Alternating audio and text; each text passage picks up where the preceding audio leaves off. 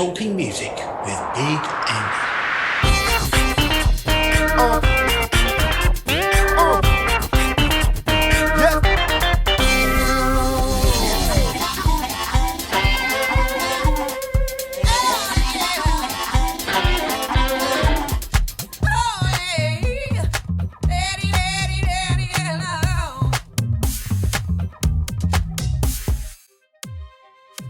This week, Lyerr on Talking Music with me, Big Andy.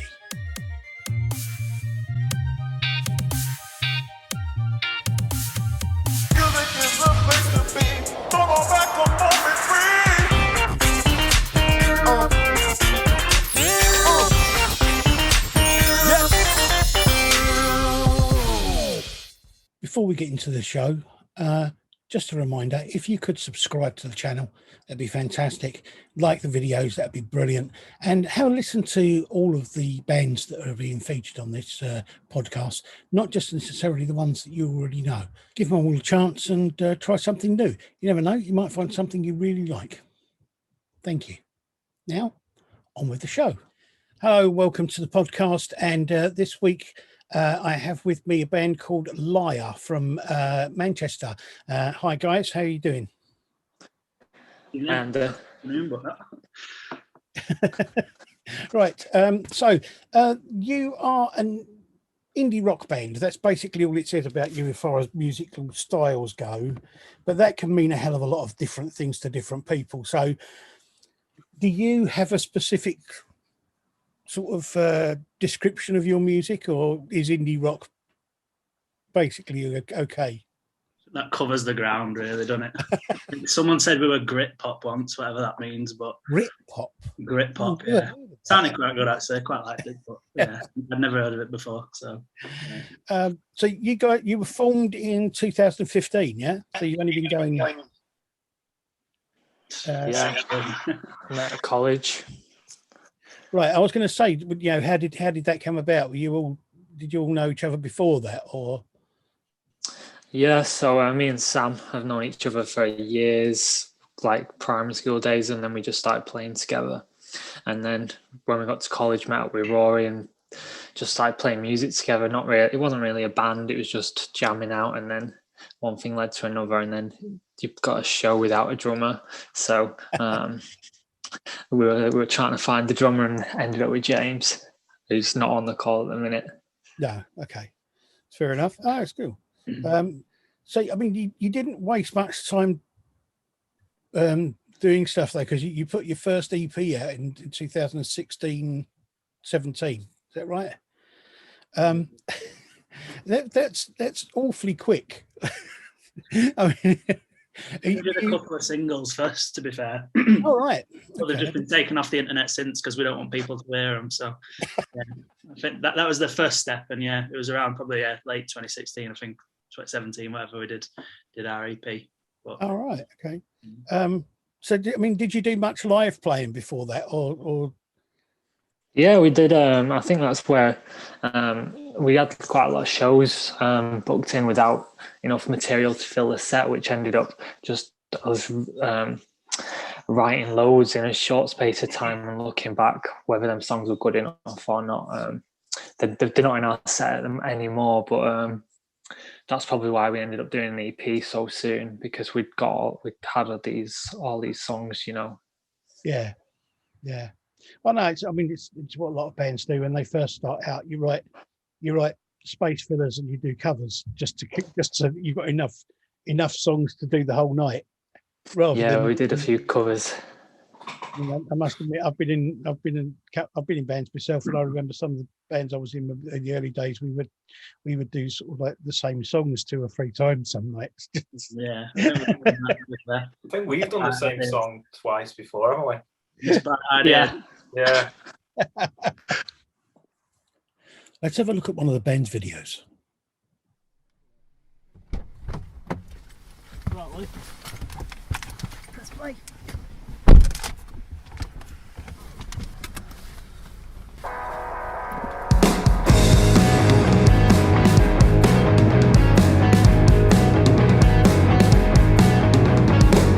Do you ever think about a future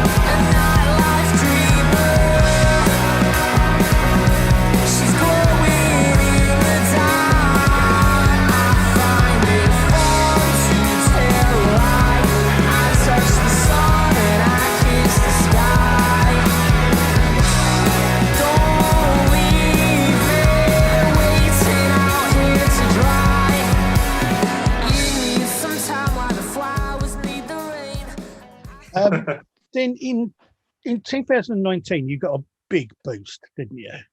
Because you won the Manchester's Best New Band, and you got to go to America and play the Roxy. That must have been a hell of an experience for a new band.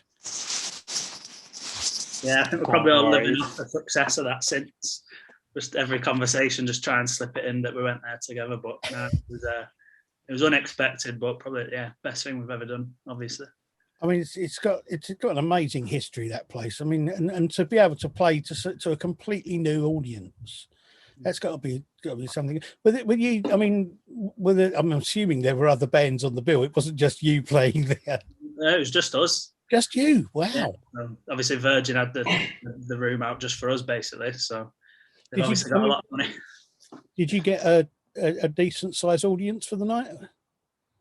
Yeah. So obviously it was with Andy Bell from Ride and Oasis, and obviously as soon as he put the word out, there was people coming down. Just because he word of mouth from him. So without that, I think we'd have struggled. But that definitely helped fill the room a bit more.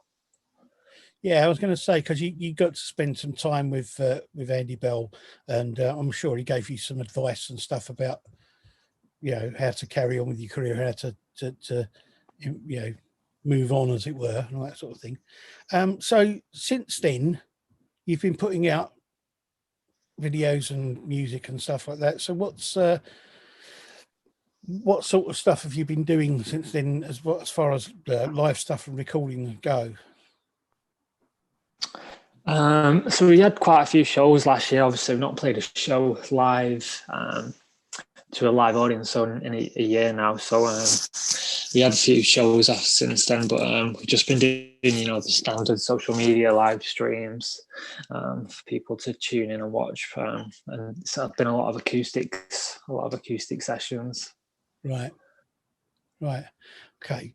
I was going to ask you, what have you been doing during the lockdown thing? Have you been writing a lot of new material, or have you been, I mean, it's difficult to even get to rehearse properly now at the moment. So have you been able to work on anything between?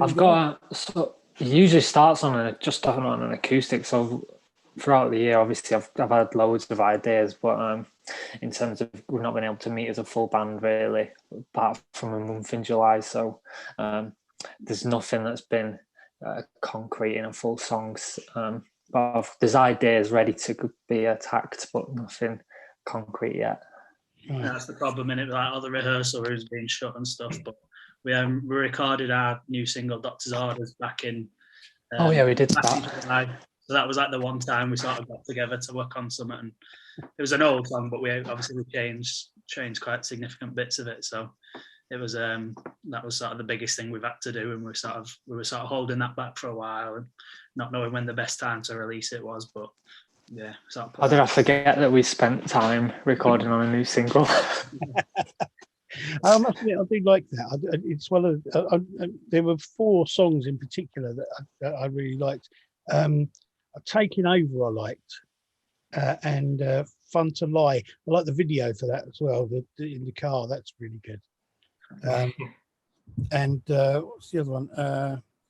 Ride Our Luck. Ride Our Luck. Yeah, I like that. It's a slightly different feel to it, especially the beginning of it. It's. Do you find, or have you found, that there have been comparisons between your music and the music of other more famous Manchester bands? We've had that a few times. One we get quite often as well is Shed 7, but I've never really listened to Shed 7 that much. I haven't really seen the live. I've never heard of Shed 7. Yeah, a few people in the past have commented. Yeah, no, I could see that. I saw Shed 7 once play live. It's very strange, possibly the strangest concert I've ever been to, because they were supporting Aerosmith, which really didn't work. No. But I mean, obviously, coming from Manchester, you're obviously going to have been influenced by the other music that's come out of the same area of you. What are your influences as far as music goes?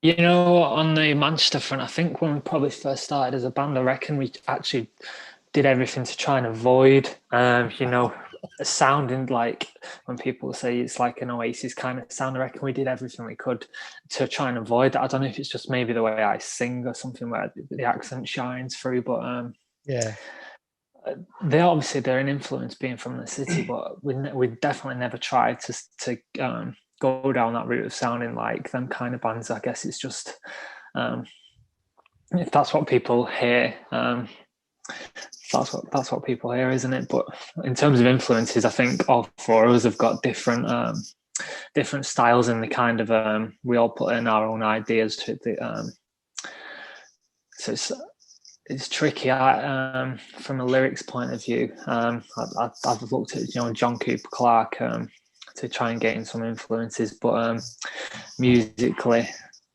just everything that I hear, it's not just indie bands, just any kind of melody that sounds quite cool, I'll take influence from. Don't know about these two, what their influences are. We're all quite different, aren't we? Like Jay, Yeah. first, if you ever go in his car on the way to a gig, it's like you just don't want to be in there, because one minute it'll be like some sort of gospel-y music, and the next it'll be like death metal, and then it'll be Oasis or something, and just a bit of a nightmare. But I remember once we played a gig in Doncaster, and I think obviously Ryan probably introduced us at the start as being from Manchester, and there was just a few shouts then throughout the night just saying play Wonderwall and stuff. Oh, to carry that sort of way everywhere you go. But yeah. I think Oasis is a big one that you want to try and not be associated with too heavily. It's really annoying at times. Yeah, it's difficult though. I do think that there is kind of After we've had help from Andy Bell. I do think there is a kind of it's really strange. There is a kind of Manchester sound, if you like. That there are a lot of bands who have come out of Manchester who do have a very similar sort of feel to their music, and maybe it is the accent coming through and that sort of thing, and maybe it is unconscious influences from other music that's around, that's come out of the city. But I don't think there's anything wrong with it necessarily, and you don't come across as a band that are trying to sound like anyone else, but it just kind of slips into that kind of similar sort of vibe, the sort of same sort of feel to it. Like you said, though, it's hard to avoid it, innit? Because if you go out on a night out in Manchester, or you go to the football or whatever, you've always got the big Manchester bands playing all the time. So it's even subliminally, it's what you've sort of grown up with. And, absolutely. Yeah. I mean, I know guys who come from Liverpool who sort of have the same sort of thing all the time. Even now, there's this thing of like, if you come from Liverpool, you can't get away from listening to the Beatles all the time. So it's just kind of like, So where do you see yourself going from here? As far as, you're at the lockdown, it's difficult. We are coming out of it now, though, so places are starting to open up again. So I'm assuming you'll be looking for going out and doing more live gigs and that kind of stuff. Have you looked at the possibility of doing festivals at all, or have you done festivals? We did Why Not Festival sort of year before last, which was our first sort of big festival, but we weren't really doing any festivals last year, and I think a lot of the lineups this year are sort of a bit more from last year's lineups, but obviously we'd love to do any. But yeah, Why Not was a big one for us, though, although it was heavily raining all weekend, and a bit of a weird one knowing whether it'd go ahead or not, but that's the life of those. We've got Manchester Academy booked in, which is the next big show for us as a band. I think it's socially distanced going ahead in July, but we've all been to the Academy as fans, so it's good to get on that because it's a big stage. It'd be good to get on that and finally play some songs to people. Yeah. Have you got plans for doing more recording as well? We will definitely record more. It's just in terms of what we record next, I think would be the big decision. It's not where or who we'd record with. It'd be what we want to do, because the last song, Doctor's Orders, that was a long time in the making. That song, so the next one is not going to be we've not had it as long as that, so we'd have to talk about it, I guess. But we will be going back. I think we've got a few in our sort of back catalogue which we'd potentially go do, but obviously it'd be good for us to work on some new stuff and sort of see where that takes us. And yeah, but we'd definitely love to do a few more tunes this year.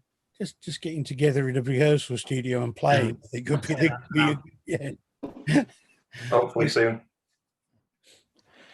Time for another video clip.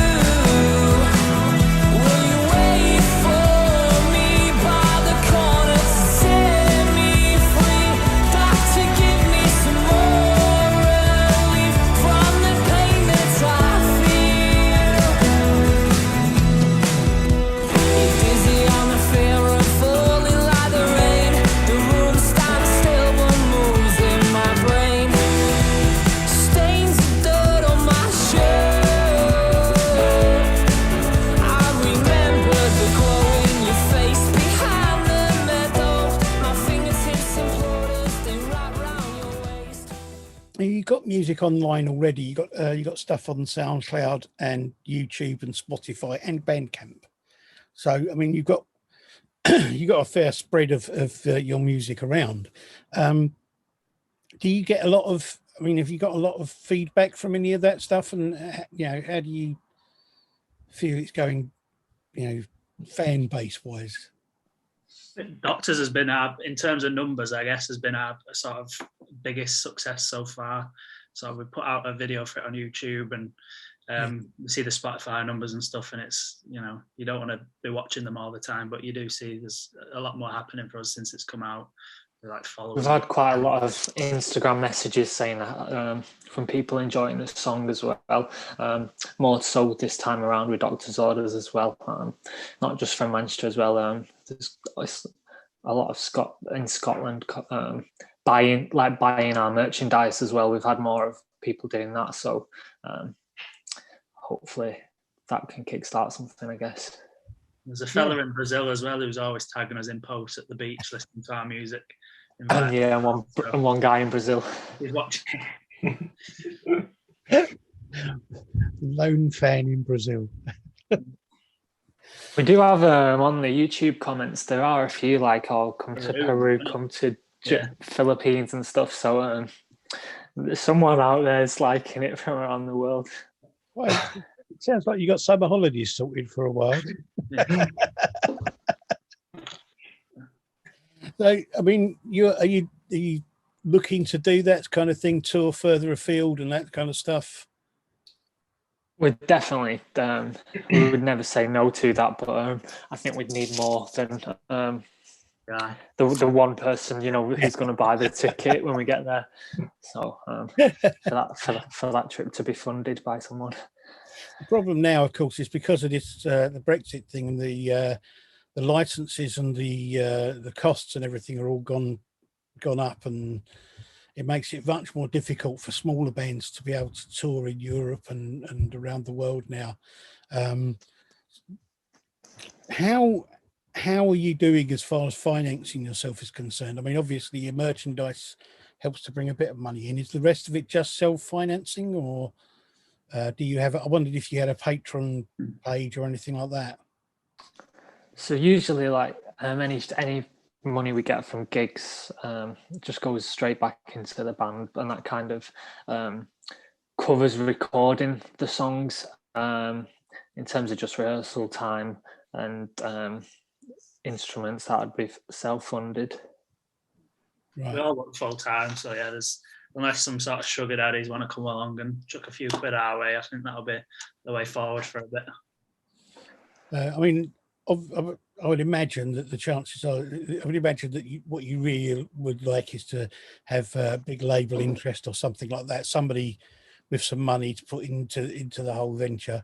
Have you had any sniffings at all, any interest from any labels or any thing like that? I've had like since Doctor's Orders came out, we've had a few emails.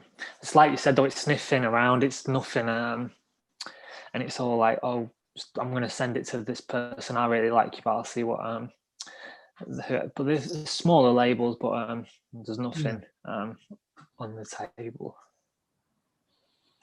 And have you had much like radio airplay or anything like that with your stuff?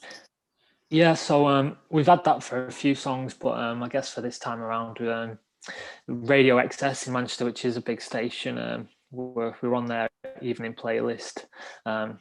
Is it with Jim Salverson? Is that? So yeah. Shout out. So he puts on the playlist for maybe a week or two, but it's a big radio station in Manchester, and obviously we've been on BBC in the past and Radio X and stuff like that. Cool. So I'm thinking, I mean, obviously if you record more, you're going to see about hopefully getting more airplay and that sort of thing, get more videos out there and all that kind of stuff. How do you go about promoting your stuff apart from online? Do you anything to promote it any other way? Enough, like a week ago, we got a message from this girl that Ryan had given a CD to outside a gig from like 2019. And she sort of said she was cleaning out a room and she found this CD and put it on and she loved it. But mostly these days it's kind of, you have to do a bit of Facebook and Instagram promos, which always seem like a bit of a waste of time. Yeah. I've tried the CD front, but you're kind of shocked by how many people tell you I've not got a CD player. Yeah, everyone seems to stream everything now, don't they? One more video clip.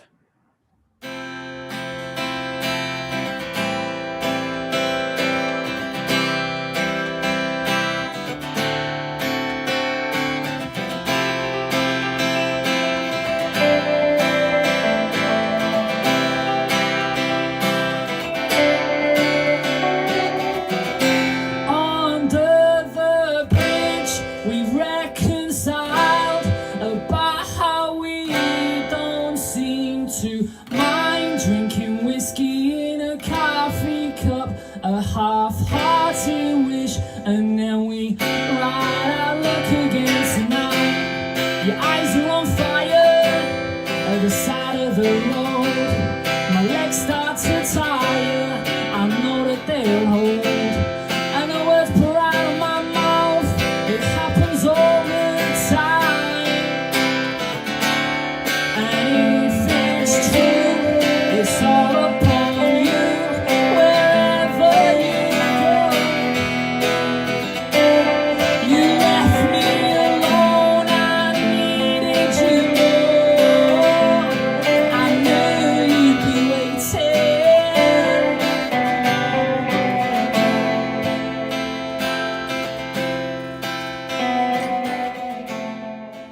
So, as far as music goes, you still got, your direction is still going to be the same as far as music goes. There's no changes coming to what you're doing. It's going to be the same sort of style of stuff. I think if we went down a change in sound, it'd have to be like a long discussion, a lot of rehearsal time because I think that changed our target audience as well, and our festivals and radio play. So because obviously as we're growing up, we listen to different and more, I guess maybe a bit more mature artists, but I don't plan any huge. I don't see any huge change in our sound within like the next 12 months. I mean, I'm not saying you need to. I just wondered if because a few people I've talked to, because of lockdown, they've kind of been listening to different stuff and working on different sort of stuff, and they coming out of it saying that we're going to change a little bit of what we're doing and all this kind of thing. Doctor's Orders was definitely more dancey, more funky than anything we'd done previously. So, and that's gone down well. So maybe the next single we'd look at keeping some of that in. Yeah. No, I do like the new single, the latest single. I think it's really good. It's got a good sound to it and a good feel to it. I can see it doing really well, and hopefully, if you're doing more of the same, then that'll do well as well. Thank you very much for joining me today. It's been great talking to you. I hope everything goes really well for you, and when we come out of lockdown completely, you get out there and do some good gigs and get to play bigger places and to more people. And I look forward at some point. I'd like to come and see you guys live, actually, because I've watched a few of the live videos you've got online, and you do seem to have a good feel as a live band, because that's the thing. Sometimes bands play really well in the studio and don't do great live, and you get other bands that are fantastic live but you can't capture that in the studio. But you guys seem to do both really well. So I'd really like to come and see you live sometime. Shout and we can start that, mate, whenever. Cool. No, yeah, no problem at all. Thank you very much for joining me. As I say, I hope everything goes well for you, and you get lots of airplay and lots of big gigs and all that kind of stuff. And hope you do well. Thank you. Thanks, man, Andy. Cheers, Andy. Thank you. Thank you for joining us on the podcast today, and I'll see you again soon. Thanks. Bye. Talking music with Big Andy.